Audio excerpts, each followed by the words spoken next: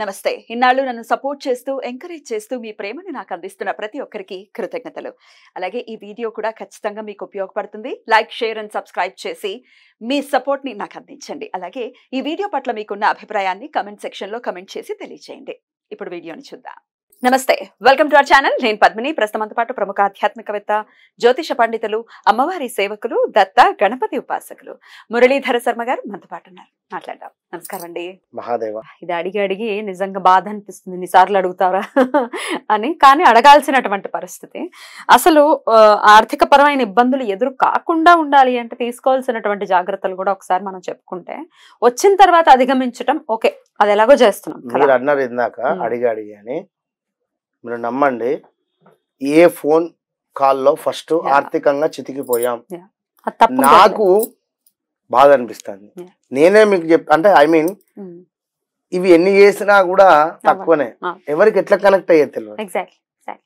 ఎవరికి ఏం మందు పడుతుందో తెలియనటువంటి పరిస్థితుల్లో ఉన్నాము. ఎవరి బ్లడ్ గ్రూప్ ఏమిటి అట్లా దానికి అనుగుణంగా మనం ట్రీట్మెంట్ చేయాల్సి ఉంటుంది సమస్యను బట్టి. బట్ దెన్ ఇప్పుడు నేను అడిగే ప్రశ్న, వచ్చిన తర్వాత ఆర్థిక సమస్యలు వచ్చిన తర్వాత అధిగమించడం కాదు, అసలు రాకుండా ఉండడం కోసం ముందే ఒక మనం రక్షణ, prevention is better than cure అని అంటారు.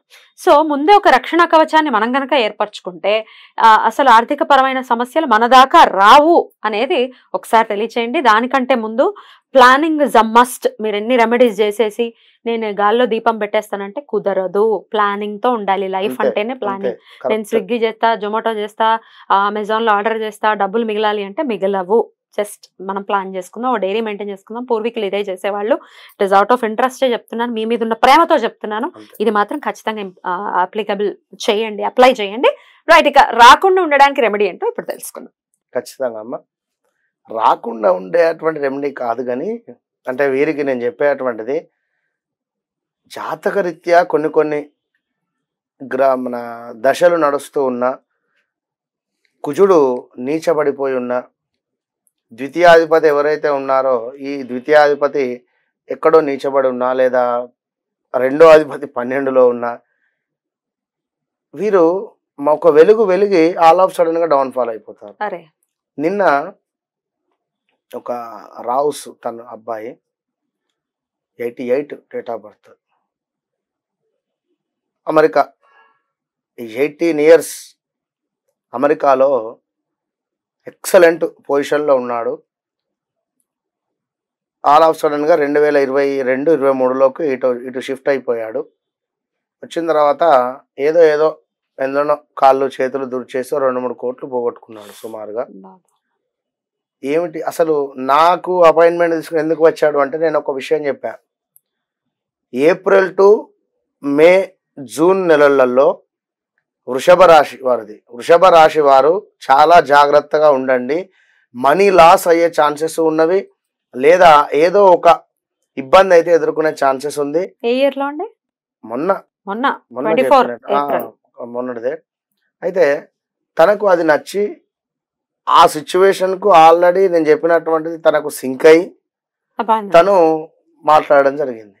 అంటే కనుక చెప్పలేం, ఇక ఎవరికి ఎట్లా కనెక్ట్ అవుతాము మనం అనేటువంటిది చెప్పలేం కనుక. అయితే తను ఆ విధంగా, నేను ఒకటే విషయం చెప్పా, ఆ టైంలో ఆ దశ నడిచింది. రాహువు వృషభంలో ఉచ్చబొందుతాడు. ఎక్సలెంట్. 18 సంవత్సరాలలో 4 years బాగుండదు, మిగిలిన 14 years టాప్ పొజిషనే. ఆ పొజిషన్ మొత్తం నువ్వు ఎంజాయ్ చేసి ఉన్నారు. ఇప్పుడు నెక్స్ట్ వచ్చింది గురువు దశ. ఈ గురువు 6లో ఉన్నాడు ఆయనకు. మనం సో ఇప్పుడు 16 ఏళ్ళు కొంత జాగ్రత్తగా ఉండాలి. ఇక నేను ఒకటే చెప్పా, మళ్ళీ నేను అతను ఏమిటి ట్రేడింగ్ చేస్తా, ట్రేడింగ్లో డబ్బులు పెడతాను, నాకు బాగా అదే బాస్ నేనేమంటున్నా, ఆ టైం అయిపోయింది. ఓకే, ఇప్పుడు మీరు కొత్తగా ఆలోచించండి. ఓకే, కొత్త అవకాశం రానుంది. ఎస్, నాకు ఒక మూవీలో ఆపర్చునిటీ వచ్చింది, నేను చేసి ఉన్నాను ఆల్రెడీ. ఆ మూవీ పేరు కూడా నేను తర్వాత చెప్తాను, తనని తీసుకువద్దాం అవసరం అయితే ఇక్కడికి. ఆ మూవీలో నేను యాక్ట్ చేసి ఉన్నాను. తమన్నా హీరోయిన్, రాబోతున్నది మూవీ అది. అంటే తను ఒక సైడ్ క్యారెక్టరు, హీరో కాదు. అయితే ఈ విధంగా చేసి ఉంది.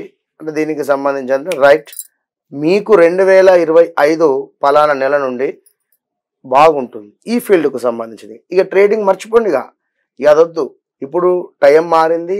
ఇప్పుడు వచ్చేటువంటి కొత్త మన పరిచయం అయ్యేటువంటి వారు వేరు, మీ ఎన్విరాన్మెంట్ కానీ మీ స్థలం ఇంత వేరు. అంటే ఇది జాతకంలో క్లియర్గా మనం చెప్పింది. ఈ 18 yearsలో ఆయనకు కళ్ళకు కట్టినట్టుగా నేను చెప్తూ ఉంటే షాక్ అయిపోయింది ఆయన. అట్లా చెప్తున్నారు శర్మ గారు ఇంత కరెక్ట్గా అని చెప్పి. అంటే తను ఒక సాఫ్ట్వేర్, అంటే తను నమ్మిండు, కనెక్ట్ అయినా మనం అక్కడ విషయం అది.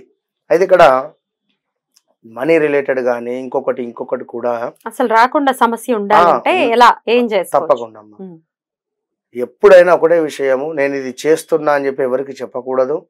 సీక్రెట్ గా మనది మనం చేసుకుంటూ ఉండాలి, కామ్ గా ఉండాలి. ఎందువల్ల దిష్టి దోషాలు ఏమైనా ఉంటాయనుకోవచ్చు?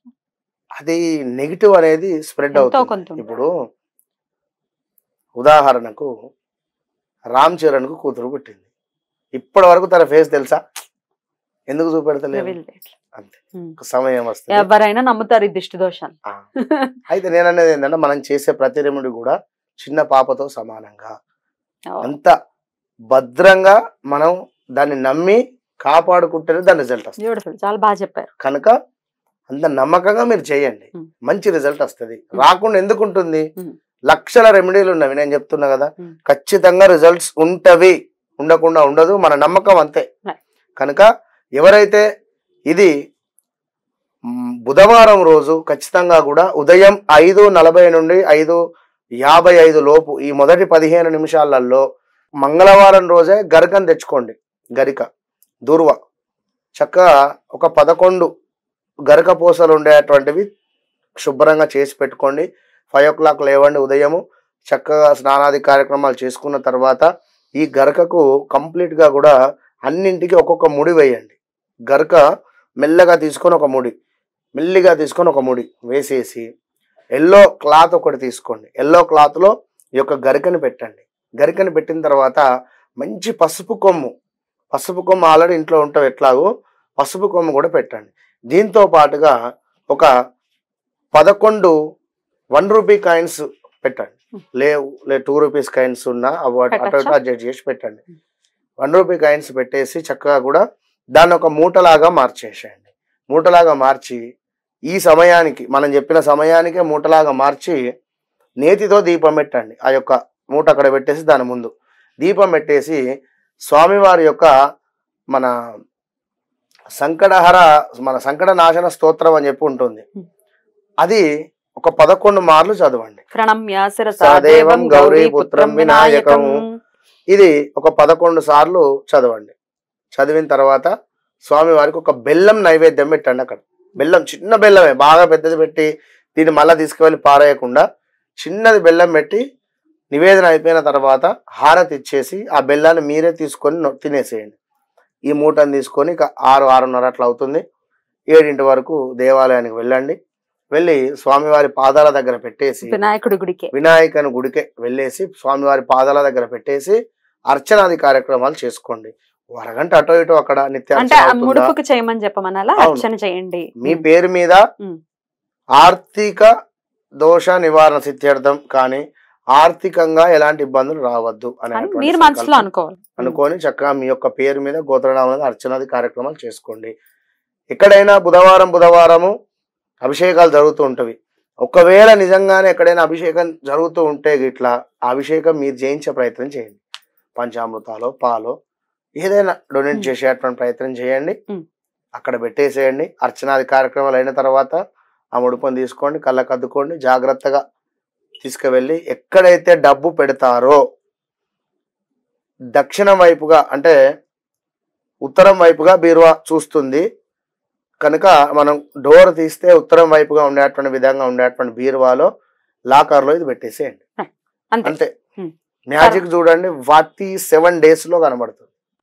ఎప్పుడైనా దాన్ని మార్చాల్సి వస్తే ఈ క్లాత్ కానీ దాన్ని కానీ ఏం చేయాల్సి ఉంటుంది? బుధవారాలు మార్చే ప్రయత్నం చేయండి. మరి ఏం చేయాలి?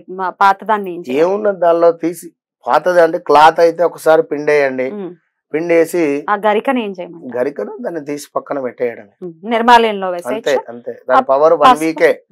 5 వారాలు చేయండి. ఇది 5 వారాలు మనకి ఏదైతే మనం ఐశ్వర్య దీపం చెప్పున్నామో అదే విధంగా 5 వారాలు ఇది కంటిన్యూ చేసి చూడండి.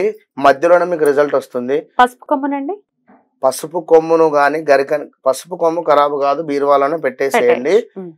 ఈ గరిక ఏదైతే ఉంటుందో దీనిని మామూలుగా తీసేసేయాలి, నెగిటివ్ గుంజుకుంటుంది. మళ్ళీ యాజ్ యూజువల్ బుధవారం స్టార్ట్ చేస్తాం ఈ ప్రక్రియ. అంతే. రైట్, బ్యూటిఫుల్ అండి. గరిక అంటే మోస్ట్ పవర్ఫుల్ గరిక. ఆ 11 రూపాయలను అలాగే ఉంచొచ్చా? ఒకసారి కడిగేసుకుని మళ్ళీ అవే మళ్ళీ పెట్టచ్చు. ఉండనివాడి 5 సార్లకి ఎన్ని అవుతాయి? 51 అవుతాయి. చక్కగా ఒక బౌల్లో డబ్బులు పెట్టేసి బీరువాలో పెట్టేస్తే బాగానే ఉంటుంది. రైట్, అద్భుతం అండి, చాలా చక్కగా వివరించారు. చక్కటి రెమెడీని డెఫినెట్ గా సూచించారు. కాబట్టి ఈ రెమెడీ చేసుకుంటూ ఆర్థిక పరమైన ఇబ్బందులు అసలు రాకుండా ఉండడానికి ఒక ఏమంటారు, ఒక లాక్ లాంటిది అనమాట. ఈ లాక్ వేసేసుకోండి, డెఫినెట్ గా సమస్య రాకుండా ఉండేటట్టుగా మరి వినాయకుడి అనుగ్రహాన్ని పొందాలి మన వాళ్ళని మనస్ఫూర్తిగా కోరుకుంటూ కృతజ్ఞతలండి. నమస్తే.